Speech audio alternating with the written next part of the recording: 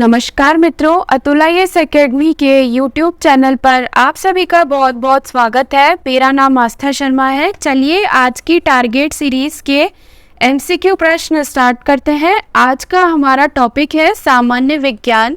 सामान्य विज्ञान से भी क्वेश्चंस जो है इस एग्ज़ाम में ईओ और एओ में और एपीएससी एग्ज़ाम में पूछे जाते हैं, तो इसलिए ये वाले क्वेश्चन प्रैक्टिस करना भी बहुत ज़रूरी है। जस्ट नॉर्मल जो एनसीईआरटी है 9th-10th की, उससे जो है कॉमन क्वेश्चंस आते हैं, हम उन्हें प्रैक्टिस कर लेते हैं और देखते हैं कि कैसे पैटर्न में क्वेश्चंस जो है वो अभी तक जो है वो पूछे गए थे। तो 2017 और 21 के एग्ज़ाम में कौन कौन से क्वेश्चंस प्रीवियस ईयर में पूछे गए थे वो हम इस वीडियो के अंदर डिस्कस करने वाले हैं। चलिए आज की हमारी पहले क्वेश्चन के साथ स्टार्ट करते हैं। हमारा पहला प्रश्न है, निम्नलिखित में से कौन सा मनुष्यों में मादा प्रजनन अंग नहीं है। यहाँ पे हमें 4 विकल्प दिए हैं, अंडाशय, डिंबवाहिनी, गर्भाशय ग्रीवा और स्टेमन।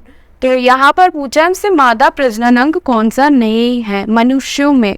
तो दोनों में होते हैं, मनुष्य और पौधों में। तो हमसे यहाँ पे मनुष्यों में मादा प्रजनन अंग पूछे हैं।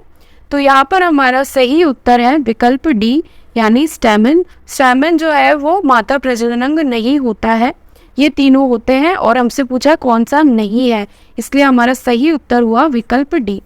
चलिए इसकी व्याख्या की ओर बढ़ते हैं और इसके बारे में और जानते हैं।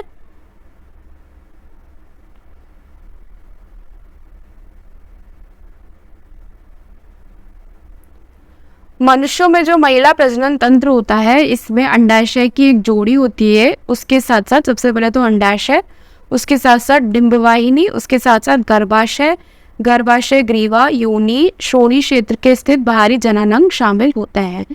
स्तन ग्रंथियों की एक जोड़ी के साथ तंत्र के ये हिस्से ओव्यूलेशन, निषेचन, गर्भावस्था, जन्म और बच्चे की देखभाल की प्रक्रियाओं का समर्थन करने के लिए संचरात्मक और कार्यात्मक रूप से एकीकृत होते हैं। स्टेमेन जो होता है वो पुंकेसर जिसे हिंदी में बोलते हैं, फूल का एक नर प्रजनन भाग है जो मादा प्रजनन प्रणाली के स्टिग्मा में स्थानांतरित होने के लिए परागकण पैदा करता है। यानी ऐसा प्रजनन भाग है जो मादा प्रजनन प्रणाली की स्टिग्मा जो होती है उसमें परागकण जो जाते हैं वो स्टेमेन से जो है वो प्रोड्यूस होते हैं। चलिए हमारे प्रश्न नंबर 2 की ओर बढ़ते हैं। निम्नलिखित में से किसे पादप जगत का उभयचर नहीं कहा जाता है। तो हमसे पूछा है नहीं। सबसे पहले तो इस पे गोला लगाएंगे कि हाँ पूछा या ना पूछा, नहीं, यानी 3 तो सही है और 1 गलत है। ठीक है, उभयचर का मतलब अगर आप पहले जान लें या फिर एक बार अपने दिमाग में घुमा लें कि उभयचर क्या होता है। उभयचर वो होते हैं जो पानी और जमीन मिट्टी पे दोनों पे रहते हैं। ठीक है, तो उन्हें बोलते हैं हम उभयचर। ठीक है, तो यहाँ पर पादप जगत में उभयचर यानी जो पानी और मिट्टी दोनों में रहते हैं, उनमें 3 तो हैं और 1 जो है वो गलत है। तो यहाँ पर हमारा सही उत्तर है स्पाइरोगाइरा। स्पाइरोगाइरा जो होता है वो पादप जगत का उभयचर नहीं होता है। चलिए इसकी व्याख्या की ओर बढ़ते हैं और इसके बारे में और जानते हैं। तो रिकिया, फनारिया और मर्चेंटिया जो है वो पादप जगत के उभयचर होते हैं। ब्रायोफाइट्स को पादप जगत का उभयचर कहा जाता है। तो एक बार ये बहुत अच्छे से याद रख लो कि जो प्लांट्स किंगडम में जो ब्रायोफाइट्स होते हैं उनको पादप जगत का उभयचर कहा जाता है। क्यों? क्योंकि ये पौधे मिट्टी में रह सकते हैं लेकिन यौन प्रजनन के लिए पानी पर निर्भर होते हैं। ये आमतौर पर नम, आर्द्र और छायादार इलाकों में होते हैं। नंगी चट्टानों और मिट्टी पर पौधों के अनुक्रमण में महत्वपूर्ण भूमिका निभाते हैं। उदाहरण के लिए फनारिया, मर्चेंटिया, स्पाइरोगाइरा, रिकिया आदि। इसलिए ये सारे विकल्प बी, सी और डी पादप जगत के उभयचरों का प्रतिनिधित्व करते हैं। जो स्पाइरोगाइरा होता है वो एक शैवाल होता है। शैवाल कौन होता है? जो पानी के अंदर रहते हैं, यानी जो ये समुद्र वगैरह के अंदर मीठे पानी में जो शैवाल पाए जाते हैं वो स्पाइरोगाइरा होते हैं। तो वैसे ही उभयचर कैसे हुए जब पानी में पाए जाते हैं, तो इसलिए हमारा ये गलत हो गया था। ये क्लोरोफिल युक्त सरल थैलॉइड्स और पोषी और बड़े पैमाने पर जलीय जीव है, अतः इसे उभयचर पादप साम्राज्य में नहीं कहा जा सकता है। चलिए हमारे प्रश्न नंबर 3 की ओर बढ़ते हैं। हमारा प्रश्न नंबर 3 है, एक सामान्य मानव पुरुष में निम्नलिखित में से किस गुणसूत्र का जोड़ा बेमेल होता है। तो यहाँ पर हमसे मानव पुरुष पूछा है, यानी ह्यूमन मेल। तो अगर आपने बचपन में अपनी साइंस की 10th क्लास की बुक पढ़ी हो तो आपको ज़रूर पता होगा कि जो हमारे गुणसूत्र होते हैं उन्हीं से हमारा लिंग निर्धारण होता है, यानी 23 गुणसूत्र के जो जोड़े होते हैं उनसे ही ऐसा होता है। लेकिन अब इसमें पूछा है कि बेमेल कौन सा है, तो बेमेल जानने के लिए आपको ये भी पता होना चाहिए कि कौन सा होता है जो अलग होता है, जिससे लिंग निर्धारण होता है। अगर आपको इतना भी पता है तो आप ये क्वेश्चन सही कर दोगे। तो यहाँ पर हमारा सही उत्तर है विकल्प सी। क्यों? क्योंकि ये गुणसूत्र संख्या 13, गुणसूत्र संख्या 18, 21 और ये एक एक्स अलग से दे रखा है, तो ऐसे भी समझ सकते हो। बाकी होता यह है कि 23 जोड़ों के अंदर जो 22 जोड़े होता है वो तो हमारे कॉमन होते हैं, और जो 23वां होता है वो महिलाओं में XX होता है और पुरुषों में XY होता है, तो ये बेमेल होता है। तो इसीलिए इसको यहाँ पर पूछा है कि कौन सा जोड़ा मानव पुरुषों में बेमेल होता है, तो वो होता है हमारा X गुणसूत्र, इसलिए हमारा विकल्प सी जो है वो सही है। चलिए इसकी व्याख्या की ओर बढ़ते हैं और इसके बारे में और जानते हैं।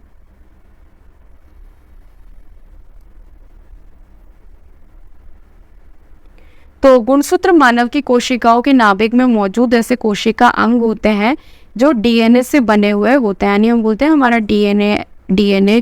तो जो डीएनए होता है वो गुणसूत्र से बने हुए होते हैं।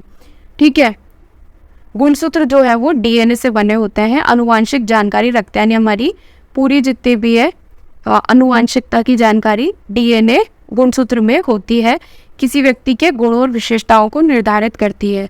आमतौर पर 23 जोड़े गुणसूत्र होता है, कुल मिलाकर 46 गुणसूत्र होता है। 23 यानी उसका डबल यानी 46। गुणसूत्र का एक सेट माँ से और दूसरा सेट पिता से विरासत में मिलता है। ठीक है, तो एक सेट तो माता देंगी और दूसरा पिता देंगे। 23 जोड़ियों में से 22 जोड़ियाँ तो ऑटोसोम होती है। ठीक है, ऑटोसोम यानी एक जैसी होती है, और जो 23 भी जोड़ी होती है वो हमारा लिंग निर्धारण करती है। ऑटोसोम समान गुणसूत्र होते हैं, इसलिए विकल्प A, B, D गलत है। मनुष्यों में लिंग गुणसूत्र XY लेबल किया जाता है और महिलाओं में X गुणसूत्र XX होते हैं और पुरुषों में XY गुणसूत्र होते हैं। इस प्रकार पुरुषों में X गुणसूत्र बेमेल होता है क्योंकि XY होता है, तो जो बेमेल है। चलिए हमारे प्रश्न नंबर 4 की ओर बढ़ते हैं। हमारा प्रश्न नंबर 4 है, किसी व्यक्ति की 2 आंखों से छवि निर्माण के संबंध में निम्नलिखित में से कौन सा कथन सत्य है। तो जो एक व्यक्ति होता है उसकी जो 2 आंखें होती है, तो वो दोनों आंखों से एक छवि, जब वो दोनों देखती है तो फिर उस हिसाब से जो है एक छवि बनती है। यानी अगर मेरी 2 आंखें हैं, दोनों अलग अलग देख रही है, तो मेरे को तो 2 जो है चीज़ दिखनी चाहिए, तो ये मिला के एक ही क्यों दिखती है। ठीक है, तो उससे रिलेटेड ये क्वेश्चन है। तो दोनों आंखें बिल्कुल एक ही छवि देखती है, जो मुश्किल है। एक आंख वस्तु का आधा भाग देखती है, ये भी मुश्किल है। ठीक है, दोनों आंखें उनके द्वारा देखी गई 2 छवियों को जोड़ती है, ये भी मुश्किल है। ठीक है, 2 छवियों को जोड़ कैसे सकते हैं। प्रत्येक आंख थोड़ी अलग छवि देखती है, ये बिल्कुल सही है हमारा विकल्प डी, कि जो हमारी दोनों आंखें होती है ये अलग अलग किसी भी चीज़ को देखती है, फिर वो जो जाके हमारा ब्रेन जो है, ब्रेन के पास सिग्नल जाता है, वो उसको एक प्रॉपर इमेज में, एक प्रॉपर छवि में कन्वर्ट करता है। चलिए इसकी व्याख्या की ओर बढ़ते हैं।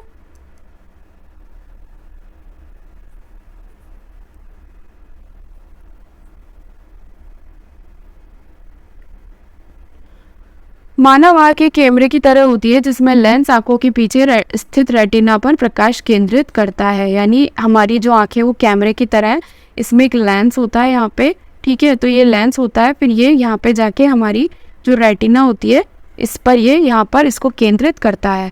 आंखों के सामने वस्तुओं का प्रतिबिंब रेटिना पर बनता है, तो यहाँ पर इसका रिफ्लेक्शन बनेगा। प्रत्येक आंख वस्तु के पूरे हिस्से को देखती है पर थोड़ी अलग छवि बनाती है, यानी ये अलग बनाएगी और ये यहाँ पर अलग छवि बनाएगी। ठीक है, इसलिए विकल्प A, B गलत है और विकल्प D सही है। दोनों आंखों की संकेत और इन संकेतों को संसाधित करके एक छवि बनाते हैं जिसे हम उन चीज़ों के रूप में देखते हैं। ठीक है, और ये जो काम है वो मस्तिष्क का होता है जो 2 छवियों को जोड़ता है, तो आंखें नहीं जोड़ती है। ये काम दोनों इमेजेस को जोड़कर एक प्रॉपर इमेज बनाने का, छवि बनाने का जो काम है वो आंखें नहीं, हमारा मस्तिष्क करता है, और हमारी दोनों आंखें अलग अलग इमेजेस को थोड़ा सा देखती हैं। चलिए हमारे प्रश्न नंबर 5 की ओर बढ़ते हैं। निम्नलिखित में से कौन सा कथन सही नहीं है? माइक्रोवेव की तरंग दैर्ध्य किसके बीच होती है? इंफ्रारेड तरंग, रेडियो तरंग, दृश्य तरंग, रेडियो तरंग, गामा किरण, एक्स रे और दृश्य तरंगे। तो ये यहाँ पर पूछा है कि जो माइक्रोवेव की जो तरंग दैर्ध्य होती है वो, जैसे अगर यहाँ पर माइक्रोवेव है तो वो किन दो के बीच में होती है, ऐसा हमसे यहाँ पर इस क्वेश्चन में पूछा है। तो यहाँ पर हमारा सही उत्तर है विकल्प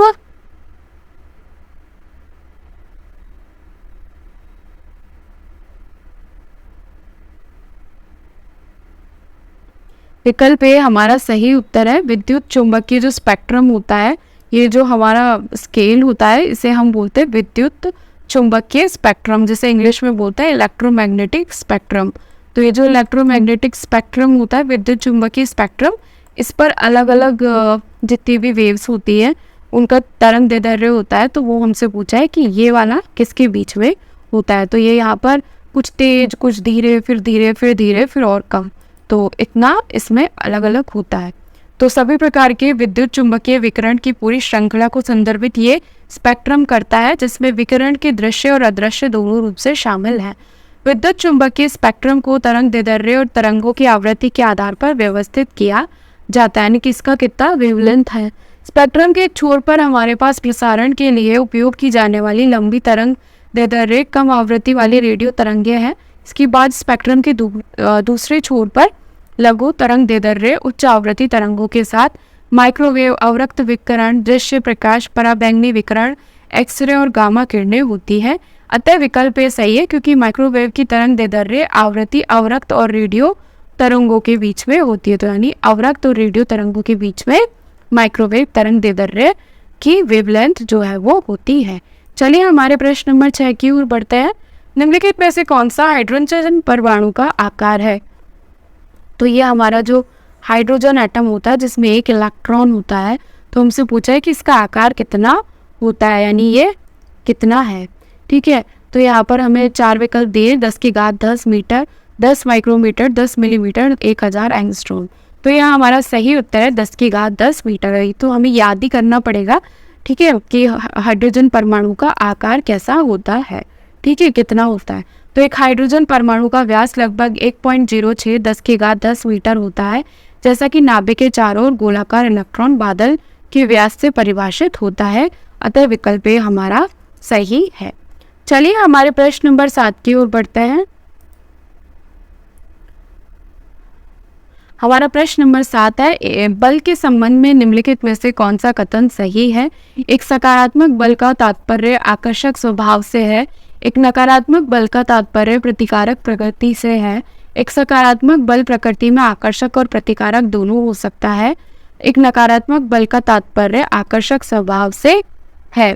तो यहाँ पर हमसे पूछा है कि जो बल होता है, फोर्स, वो क्या उसका आकर्षक स्वभाव होता है, प्रतिकारक होता है, या फिर उसमें आकर्षक और प्रतिकारक दोनों हो सकते हैं, या जो नकारात्मक बल का तात्पर्य आकर्षक स्वभाव से होता है। तो यहाँ पर हमारा जो सही उत्तर है वो है विकल्प डी। इसकी व्याख्या में देखते हैं इसके बारे में। और चुंबकीय बलों के संदर्भ में जैसे ध्रुव सकारात्मक के साथ सकारात्मक और नकारात्मक के साथ नकारात्मक एक दूसरे को प्रतिकर्षित करते हैं, जिससे एक सकारात्मक बल बनता है। विपरीत ध्रुव एक दूसरे को आकर्षित करते हैं और नकारात्मक शक्ति से जुड़े हुए होते हैं। ये भौतिकी के उपयोग की जाने वाली परंपराएं हैं। सामान्य तौर पर इस संदर्भ पर निर्भर करता है और परिपाटी जो है वो भिन्न हो सकती है। चलिए हमारे प्रश्न नंबर 8 की ओर बढ़ते हैं। जब एक परावैद्युत पदार्थ को बाहरी वैद्युत क्षेत्र में रखा जाता है तो निम्नलिखित में से कौन सी घटना महसूस की जा सकती है? चुंबकत्व, ध्रुवीकरण, फोटो आयनीकरण, परिपत्रीकरण। तो यह हमारा सही उत्तर है विकल्प बी, यानी जब भी कोई पैरावैद्युत पदार्थ है जिसे हम बोलते हैं पैरा इलेक्ट्रिक सब्सटेंस, तो जब इसको हम विद्युत क्षेत्र में रखेंगे, ठीक है, ये जो है इलेक्ट्रिक फील्ड इसमें रख दिया, यानी इसमें करंट जो है वो डाला जा रहा है, तो क्या होता है ना, इसमें ध्रुवीकरण आ जाता है, यानी इसके अंदर जो सब्सटेंस है वो इधर की तरफ और इधर की तरफ अलाइन हो जाते हैं, यानी कुछ नेगेटिव कुछ पॉजिटिव, इलेक्ट्रॉन पॉजिटिव पे चले गए, प्रोटॉन नेगेटिव पे चले गए, यानी सकारात्मक और नकारात्मक पे। तो ये क्या हो गया, ध्रुव बन गए, इसमें 2 ध्रुव बन गए, ठीक है, पॉजिटिव और नेगेटिव। तो इसमें क्या हो गया, उसका ध्रुवीकरण हो गया, इसलिए हमारा सही उत्तर है यहाँ पर विकल्प बी। चलिए इसकी व्याख्या में इसके बारे में और जानते हैं।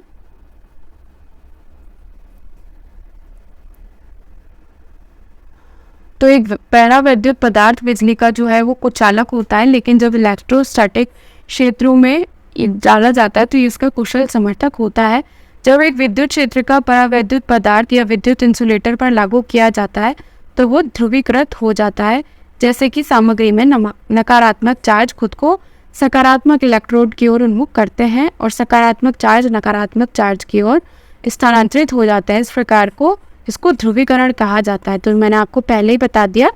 तो इसमें जैसे इलेक्ट्रिक चार्ज लगाते हैं तो वो नकारात्मक सकारात्मक की तरफ चल जाते हैं, जैसे इलेक्ट्रॉन होता है वो नेगेटिव होता है तो वो पॉजिटिव पे चल जाएगा, और प्रोटॉन होता है वो पॉजिटिव होता है तो वो नेगेटिव पे चल जाएगा।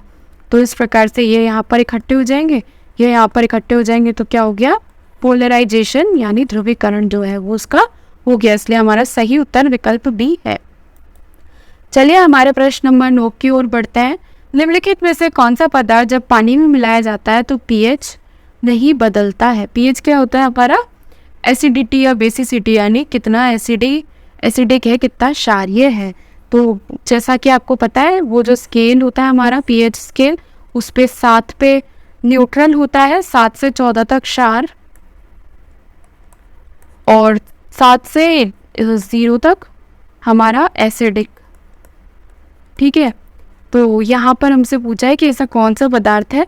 तो जो पानी मिलाते हैं, यानी पानी क्या होता है H2O मिलाएंगे तो उसमें कैसे आयंस आएंगे, अगर उसमें OH माइनस आयंस आएंगे तो यानी वो क्षार बन गया ज़्यादा, और अगर H प्लस आयंस ज़्यादा आएंगे यानी वो एसिड में चला गया, ठीक है। तो जो ज़्यादा बन जाएगा वो अपनी तरफ इसको ले जाएगा। तो यहाँ पर हमें 4 दिए हैं NaHCO3। तो हमारा जो NaHCO3 होता है इसको जब H2O से मिलाते हैं तो इसमें OH माइनस आयंस बनते हैं, ठीक है। NH4Cl जो होता है वो हमारा अमोनिया होता है। तो अमोनिया में जब H2O मिलाएंगे तो इसमें H प्लस आयंस ज़्यादा बनेंगे, ठीक है, क्योंकि ये Cl माइनस जो है यहाँ पे अलग हो जाता है। Na2CO3 ये भी हमारा एक क्षार होता है, इसमें जब हम H2O मिलाएंगे तो इसमें भी OH माइनस आयंस जो है वो जाते हैं। लेकिन जो NaCl होता है, अगर आपको पता हो तो हमारा जो घर का कॉमन सॉल्ट होता है, नमक होता है, उसे NaCl बोलते हैं। तो जो NaCl है वो ऑलरेडी सॉल्ट है, अब उसमें कितना ही पानी मिला लो तो उसमें कोई फ़र्क नहीं पड़ता, तो इसमें pH जो है वो चेंज नहीं होता है। तो Na प्लस और Cl माइनस अलग अलग हो जाते हैं, इसलिए हमारा सही उत्तर जो है वो विकल्प डी हुआ। चलिए इसकी व्याख्या में इसके बारे में और जान लेते हैं।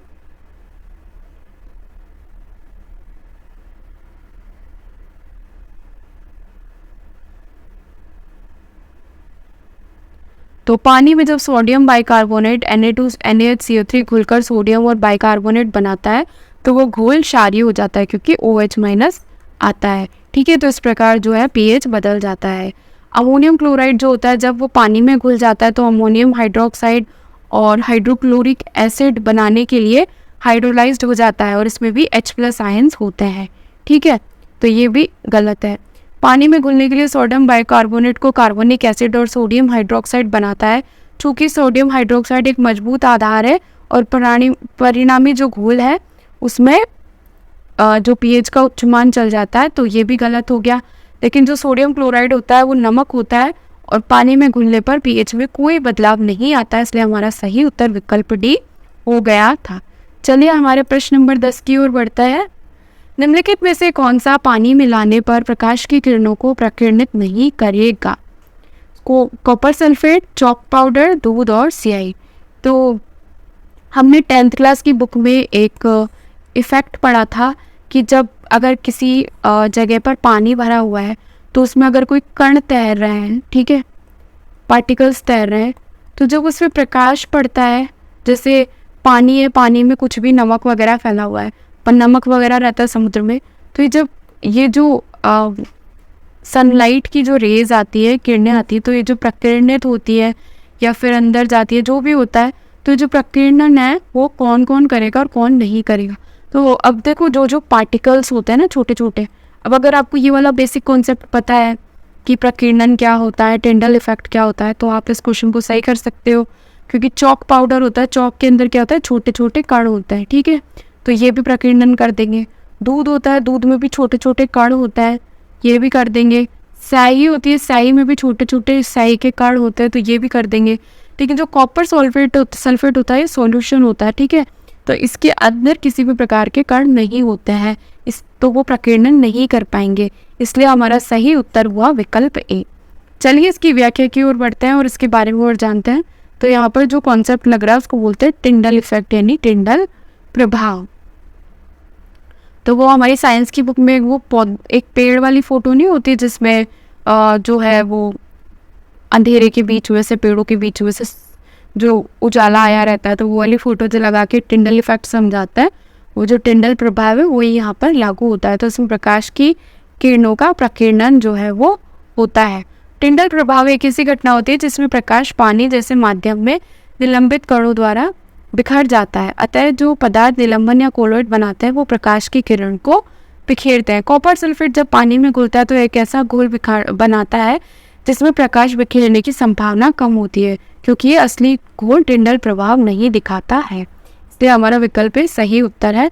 चॉक पाउडर जो है वो छोटे छोटे इसमें पार्ट्स होता है, इस प्रकार की प्रकाश की किरणें बिखेरता है। दूध एक कोलॉइडल मिश्रण है, हम जानते हैं, जिसमें प्रोटीन और वसा का निलंबन कण होता है। जब प्रकाश की किरण दूध और पानी के मिश्रण से होकर गुजरती है तो निलंबित कण प्रकाश को सभी दिशाओं में बिखेर देते हैं। स्याही को जब पानी में मिलाया जाता है तो स्याही के कण पानी में निलंबित हो जाते हैं और कोलॉइडल मिश्रण बनाते हैं। परिणाम स्वरूप जब प्रकाश की किरण मिश्रण से होकर गुजरती है तो स्याही के कण प्रकाश को सभी दिशाओं में बिखेर देते हैं, जिससे प्रकाश की किरण दिखाई देने लगती है, क्योंकि ये बिखरे हुए कणों को मार्ग को रोशन करती है, जो हमने पहले ही डायग्राम के माध्यम से समझ लिया था। इसलिए हमारा सही उत्तर विकल्प ए है और बी और सी और डी सही उत्तर नहीं है। इसी प्रकार से मित्रों आज के हमारे साइंस के प्रैक्टिस क्वेश्चंस यहीं पर समाप्त होते हैं।